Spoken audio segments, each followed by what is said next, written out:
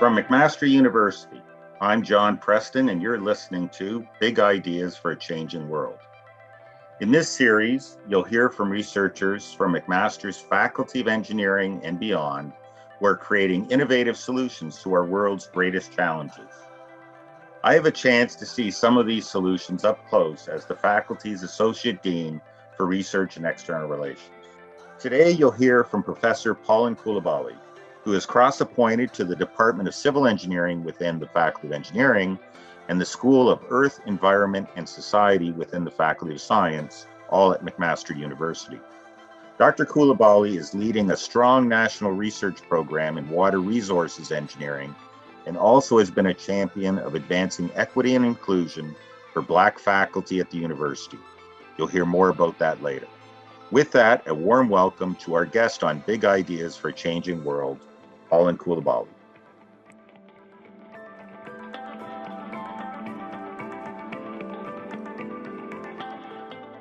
So welcome, Pauline, and thank you for joining us. Please introduce yourself, give us your title, and a brief background of your academic career that has brought you to McMaster.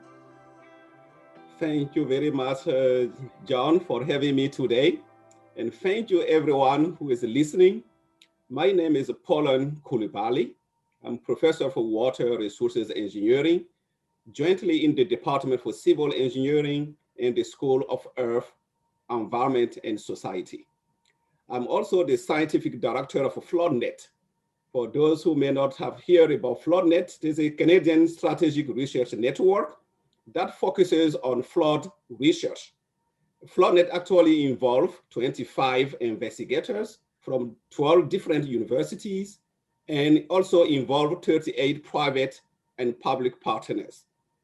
My research interest is mostly on hydrologic modeling and forecasting, which involve primarily the development of techniques and strategies for adapting to climate change in the water sector. It actually involved all the 10 provincial flood forecasting centers across Canada. It was the first time that all the flood forecasters across Canada joined together in a single team to discuss, share information, and find better ways of handling flood risk in Canada.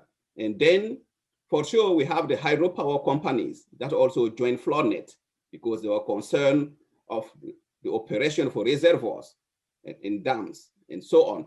They want optimization tools, more advanced optimization tool to deal with those type of decision making. And they are also strong partners of FloodNet. Thank you for bringing up FloodNet. I wanted to ask you about that. When we think about floods, we often think of catastrophic events that are occurring around the world that we hear on the news and often in regions due to severe weather. We are seeing a concerning uptick in the frequency of severe weather, largely attributed to climate change all across this country. What are the different kinds of flood risks that we look at in Canada in different regions? And specifically, what are our flood risks here locally, say with respect to Coutts Paradise? Jump into answers. I would like to acknowledge the FloodNet team for some of the findings that I will be mentioning in my answers, in my responses. The main objective for FloodNet research program has been to develop advanced knowledge, tools, and technologies that allow Canadians to better face the reality of flood. So with regard to the flood risk in Canada, all the research findings are consistent. The flood risk are increasing with a very high cost for Canadians. Although climate change is well established as the main driver of these frequent and more intense flood events, there are some clear regional differences, which is due to the weather pattern and the differences in the environmental condition across the country. For example, the 2013 flood in the Greater Toronto region was driven by a severe summer thunderstorm. In the same year, the 2013 flood in Alberta was due to a mixing of rainfall with melting snow. Similar processes have led to the 2017 flood in Quebec. The mix of rainfall and melting snow is a key driver across the eastern part of Canada. Last year in April, we have two major flood events. one in British Columbia, the other one in Alberta. Remember the one at Fort McMurray. But those two events actually have two different drivers. The flood in BC was due to a large snowfall in April. It's what we call a late spring snowfall in the Fraser Valley. While the flood at Fort McMurray in Alberta was driven by ice jam on the Athabasca River. You see, those are totally different phenomena that are driving those flood events, but they're all impacted by climate change, but differently. Ice jam is actually the main driver for river flooding in the northern region of Canada. This includes the Yukon. The Yukon River periodically have those type of flooding, but given that is very remote and there's not that much population affected, we don't hear about it annually. Last year, we also have different types of floods across Quebec, Ottawa region, and also across some places close to us, Grand River here.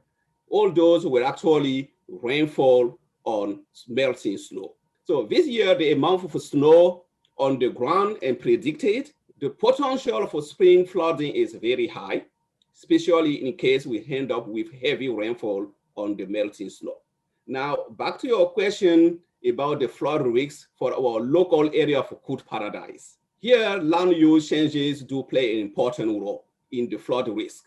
Flood waters that usually will easily end up in the lake are now flooding houses and highways. And this brings up another important aspect, the need to enhance the storm water drainage system as we continue our necessary land development in our region. What trends are we seeing in Canada when it comes to flooding, the damages that cause, and why does this research that you're carrying out matter right now? Thank you for this question. Floods are really becoming costly in Canada.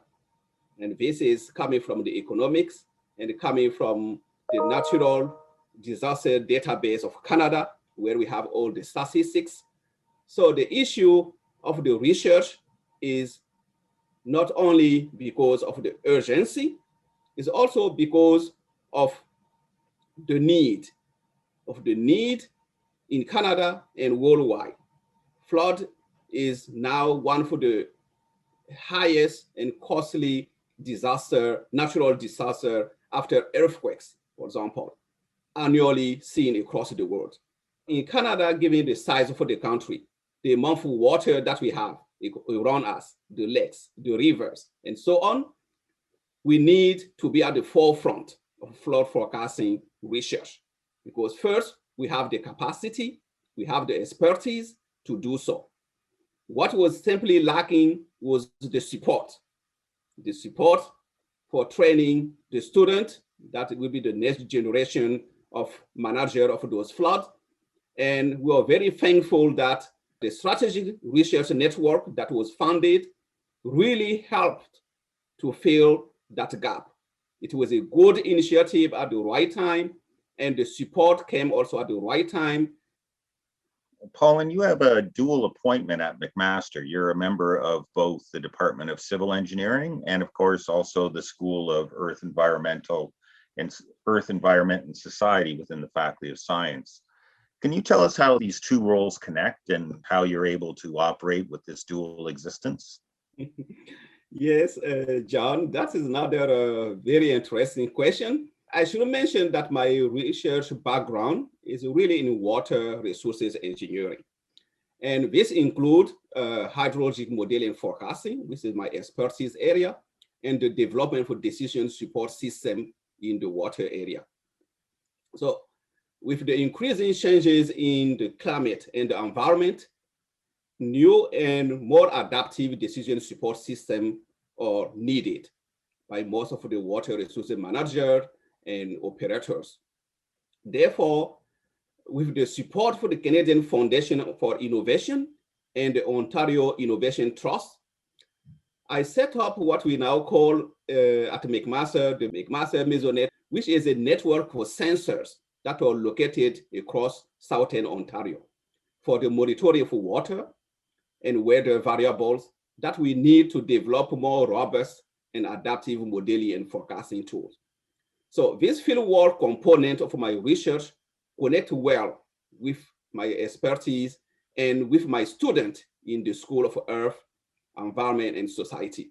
On the other hand, the computational part of my research is more suitable for my students in civil engineering that have a better background in dealing with more complex numerical methods.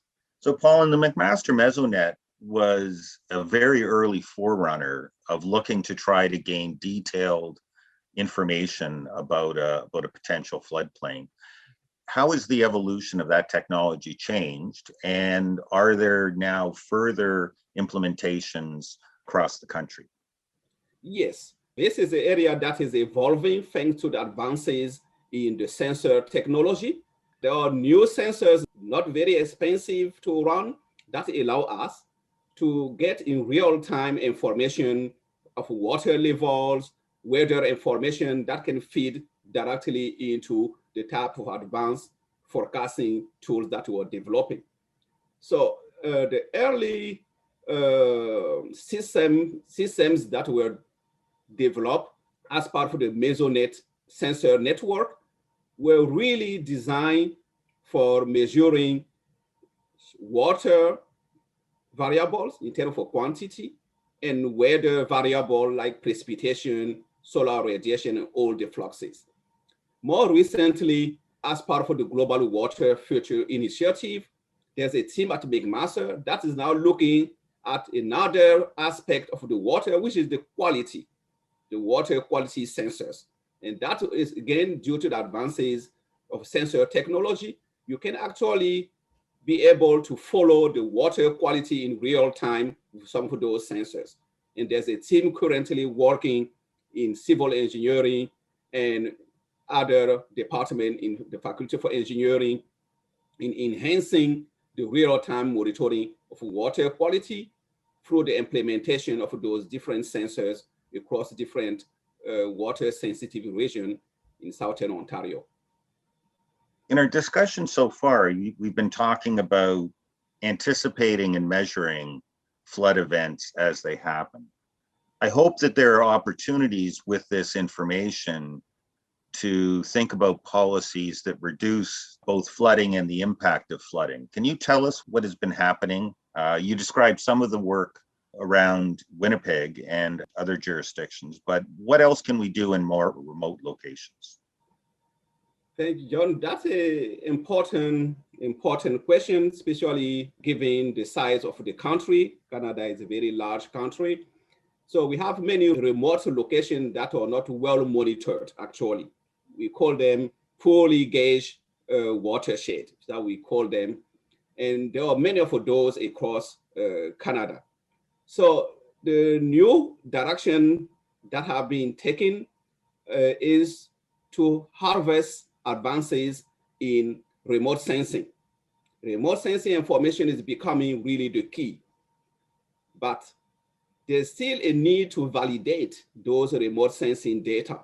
And this is where the ground truth is particularly important, because those remote sensing data need to be validated before you really can trust them. There are some correction to do using what we call the inverse algorithm, and they rely on ground truth in order to do that.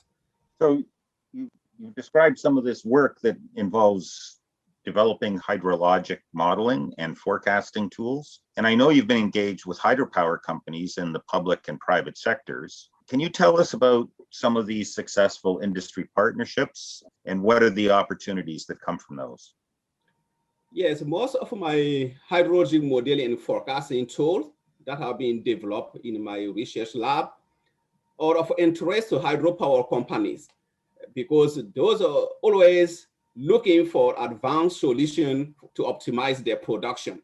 They become really natural partners that are willing to test and work jointly with academia in developing the tools that they don't have time to develop internally, and also have the student who can, through internship, test those tools directly on their system and see if it will work. This is a win-win partnership. And I have been really lucky in working with INSERC Partnership Program, Hydro-Quebec, BC Hydro, OPG, and Manitoba Hydro.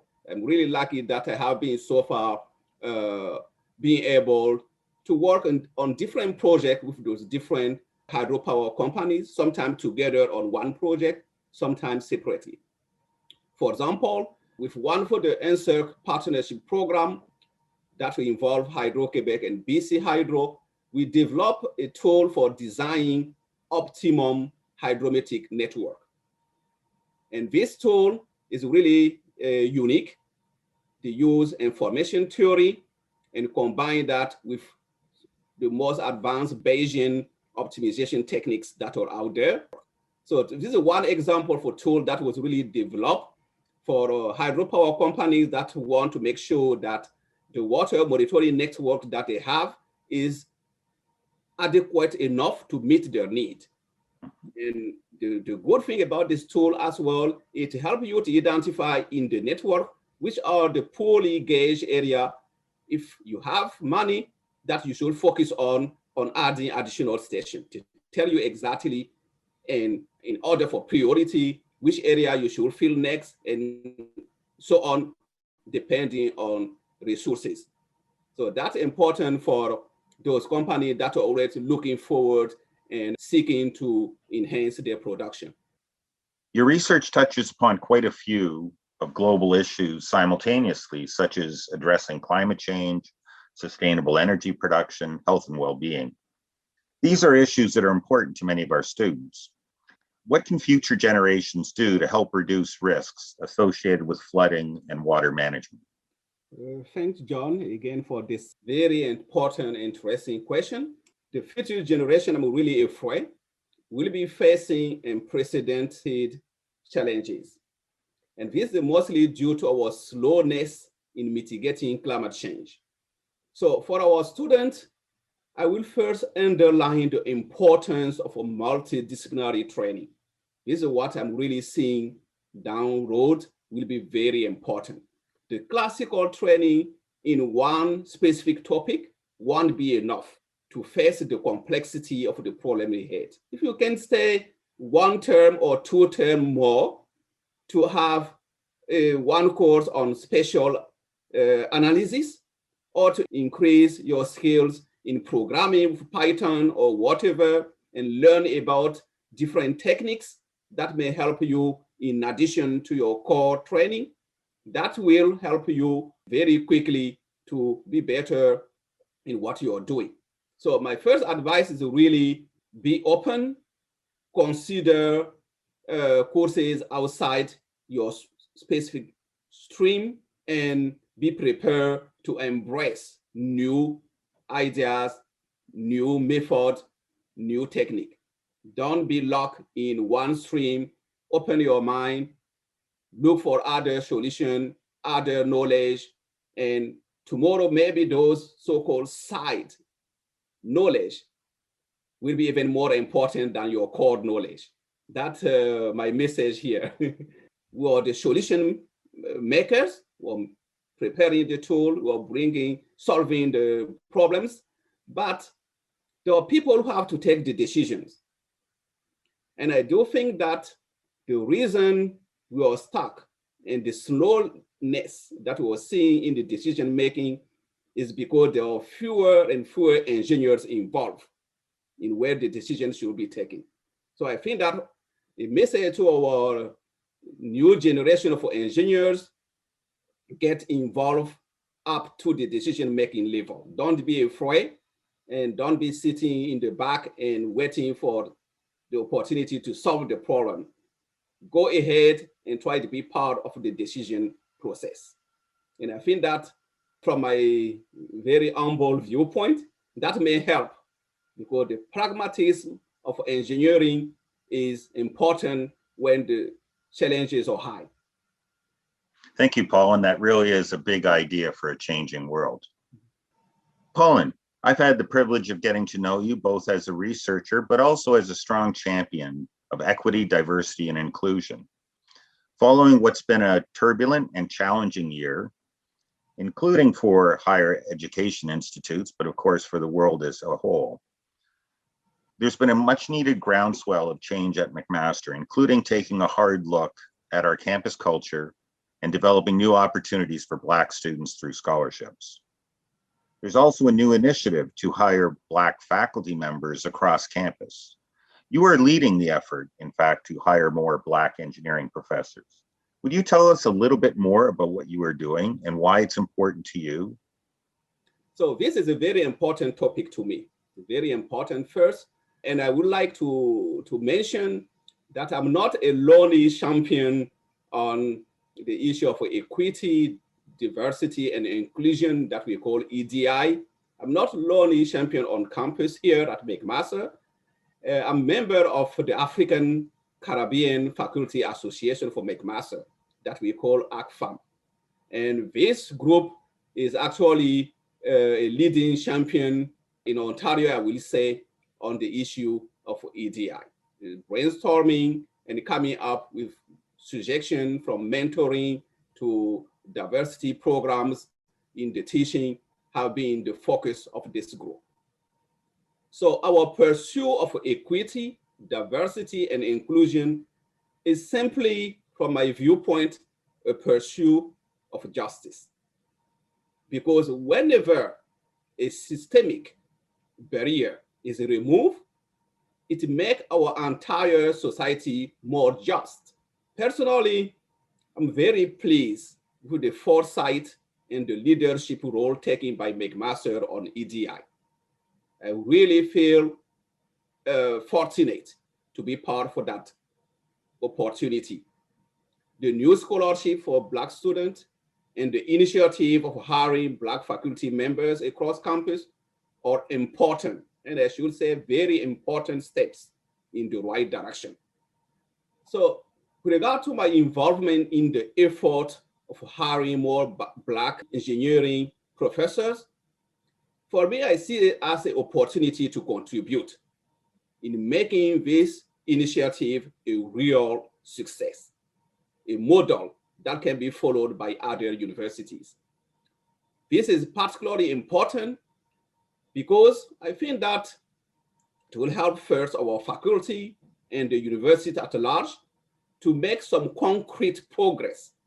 On this note, I can mention that with regard to the mentoring, I have been already mentoring some Black students at McMaster, but also at other universities. That I've not met, but 3 universities in Ontario that I'm involved with mentoring students in engineering, because there are not many faculty engineers out there.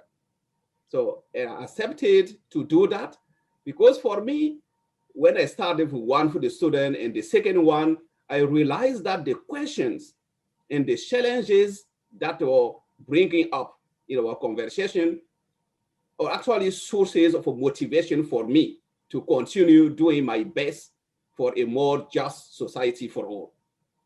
As a Black faculty member and as a successful academic, do you have some advice for youth who are perhaps considering a career in STEM and for young academics looking to grow their careers? Oh, yes, that's actually part of, so I'm often contacted by young academics for advice, PhD students mostly, and some of them are postdocs. And it was a pleasure for me to help. And my common advice to youth that are interested in STEM has been very, very simple and very clear. And I've, over time, I also realized the message that was very well accepted. So I always put STEM as a door opener. You're going into STEM, you're sure that you're going to have the tool to open the door of the world for yourself. Because those are technical skills. If you go to Silicon Valley, you will see the diversity there. And all the high-end industries, very advanced services, there are diversity. But the advice I'm giving to young students who are interested into that area is also perseverance. You have to persevere. You have to persevere with the training, with the learning and do it again, and then to become easier. That's what technology techniques about. You cannot become a good coding or programmer without trying again, and be very patient in finding this tiny mistake that is preventing your code to work properly. That requires a huge patience. You have to be patient and go through it, if need be, line by line, to now be able to do that. Colin, as part of the initiative to recruit Black faculty members, there's also an effort to make McMaster a more supportive environment for those young Black faculty. Can you tell us a little bit about how that role is going to work? When I arrived at McMaster in 2001, in the entire Faculty for Engineering, there were not many people looking like me. And so not only in engineering, with my joint appointment in the Faculty for Science, it was the same thing. I attended some faculty meetings, and I was really very minority there. So, and the importance and the benefit for diversity now is well documented. It's something that is now well known, but this didn't remove the systemic barriers. They still persist. I tend as a scientist or engineer, those are, I consider them part of the environment, and they need to be addressed in the environment. So, Paulin, what's next for you? What next for me? This is a good question. So I'm currently very busy working on a grant proposal for a second phase of FloodNet. And it has been very difficult for the COVID situation. And there's a strong support from our partners. There are some financial challenges for some of them, but the support is there. So hopefully the proposal will be ready, and we'll be able to submit it before the end of the spring, and we'll continue working with our partners in order to develop and train the future generation of flood manager and forecasters in Canada. So, Paulin, in addition to your role as heading up the hiring committee for the Black cohort hire within McMaster Engineering, there's another initiative led by students, the National Society of Black Engineers, who are fundraising for a scholarship. Can you talk a little bit about the importance of opportunities for Black scholars to get the start at university? Thank you very much. I think that we can have many policies on paper, but concrete action is what makes us see the progress, actually. And access to higher education for some people, depending on where they are coming from, as a natural process. They can dream of accessing higher education. But for some communities, totally out of reach. And you can be very bright, very talented, but without the necessary financial support, you won't make it. We just have to go to a training college and get a practical job to live your life. And your talent and your skill will never have the opportunity to flourish. And I think that those initiatives, the scholarship initiatives, is really to help those talented, very skilled, bright, young Black students to access higher education.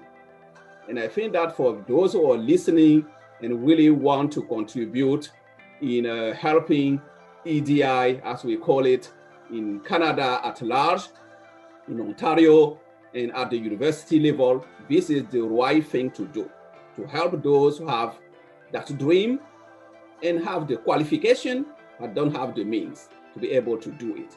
And I think that this will make a huge, huge difference. Thanks for listening to this episode of Big Ideas for a Changing World. This show was produced by Jesse Park and edited by Dan Kim of the Faculty of Engineering. If you enjoyed the show, be sure to leave a review on Apple Podcast or let us know your thoughts on social media. We're at McMaster Engineering on Twitter, Instagram, and Facebook. See you next time.